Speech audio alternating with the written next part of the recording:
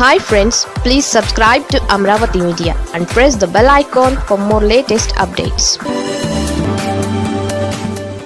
పవన్ కళ్యాణ్ ఇంతగా ఎందుకు హర్ట్ అయ్యారు? జనసేన అధినేత పవన్ కళ్యాణ్ గత కొన్ని రోజుల నుంచి మౌనంగా ఉంటున్నారు. మౌనానికి మించిన ఆయుధం మరొకటి లేదని ఆయన భావిస్తున్నట్లుంది. రాష్ట్ర రాజకీయ పరిణామాలపైన కానీ, దేశంలో జరుగుతున్న పరిస్థితులపైన కూడా ఆయన పెదవి విప్పడం లేదు. ఆయన తన పని తాను చూసుకుంటున్నారు.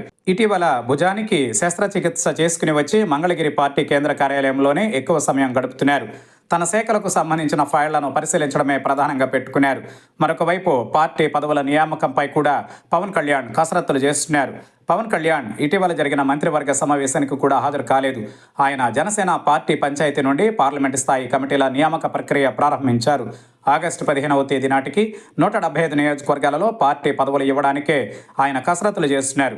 ఇవన్నీ పక్కన పెడితే కొన్ని అంశాలు పవన్ కళ్యాణ్ మౌనానికి కారణమని చెబుతున్నారు. కూటమి ప్రభుత్వంలో జరుగుతున్న కొన్ని విషయాలు ఆయనను మనస్తాపానికి గురి చేశాయి అంటున్నారు. తాజాగా ఏజెన్సీ ప్రాంతంలో నాసిరకం రహదారిని నిర్మించిన కాంట్రాక్టర్పై చర్యలు తీసుకోవాలని ఆదేశించారు. అలాగే కాంట్రాక్టర్ నుంచి ఆ సొమ్మును రికవరీ చేయాలని కూడా ఆదేశించారు. తిరిగి రహదారి నిర్మాణాన్ని చేపట్టాలని చెప్పారు. మరొక వైపు జనసేన అధికార ప్రతినిధులు ఎవరూ మీడియా చర్చల్లో పాల్గొనవద్దని కూడా పార్టీ నుంచి ఆదేశాలు అందాయి. చర్చల్లో కొందరు పార్టీకి నష్టం తెస్తున్నారన్న అభిప్రాయంలో జనసేనాని ఉన్నారు. దీంతో అధికార ప్రతినిధులను కూడా త్వరలో మార్చే అవకాశం ఉంది. ఇటు పార్టీ పరంగా, ప్రభుత్వ పరంగా జరుగుతున్న పరిణామాలు పవన్ కళ్యాణ్ను ఇబ్బంది పెడుతున్నాయి.